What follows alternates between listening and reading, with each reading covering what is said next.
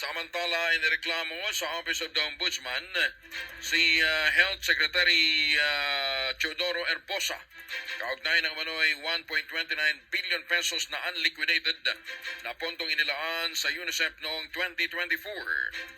Sa reklamong inihain ng grupo na tinawag ang sarili nilang Concerned DOH Employees, lumabag umano sa Anti-Crop and Crop Practices Act, malversation of public funds, sa ilalim ng Revised Penal Code at Code of Conduct for Government Officials, ang mga naging hakbang ni Herbosa. Dahil ito ang nilay pagbili ng bakuna at iba pang mga gamot para sa UNICEF nang walang liquidation mula February hanggang July ng 2024. Nasundan pa ng panibagong procurement request, aabot naman ng 524 million pesos.